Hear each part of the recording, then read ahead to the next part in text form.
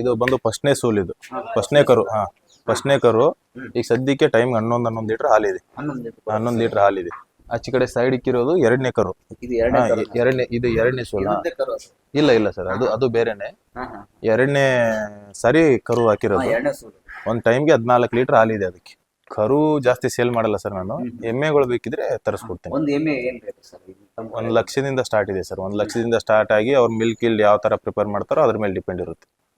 ನಾನು ಅಲ್ಲಿ ಖುದ್ದಾಗಿ ಹೋಗಿ ರೈತರ ಹತ್ರ ಹೋಗಿ ಖರೀದಿ ಮಾಡ್ತೀನಿ ಸರ್. ಅಲ್ಲಿ ನಾನು ದಲ್ಲಾಳಿಗಳ ಹತ್ರ ಹೋಗಲ್ಲ. ಅಲ್ಲಿ ಹೋದ್ರೆ ಸ್ವಲ್ಪ ಮೋಸ ಆಗೋ ಚಾನ್ಸ್ಗಳು ಇರುತ್ತೆ.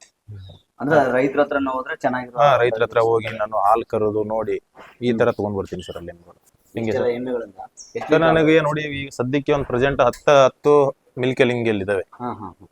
ಹೆಚ್ಚು ಕಮ್ಮಿ ಒಂದು 100-150 ಲೀಟರ್ ಇದೆ. 100-150 ಪ್ರೆಸೆಂಟ್ ಅಲ್ಲಿ. 200-250 ಈ ತರ ಆಗುತ್ತೆ ಸರ್. ನನ್ನ ಹತ್ರ ನೋಡಿ ಜಾಸ್ತಿ ಆಗುತ್ತೆ, ಸೇಲ್ ಆಗುತ್ತೆ, ಹೆಚ್ಚು ಇರುತ್ತೆ, ಕಮ್ಮಿ ಇರುತ್ತೆ. 100-150 ಲೀಟರ್ ಇರುತ್ತೆ ಯಾವತ್ತು. ಮಾರ್ಕೆಟಿಂಗ್ ಎಲ್ಲ ಯಾವ ತರ ಸರ್ ತಮ್ಮದು? ನಂದು ಕೌಂಟರ್ ಸೇಲ್ ಇದೆ sir. Counter sale sir. Per litre ಏನಿದೆ ಸರ್? ಪರ್ ಲೀಟರ್ ನೋಡಿ 70 ರೂಪಾಯಿ ಲೀಟರ್ ಮಾರುತ್ತೆ.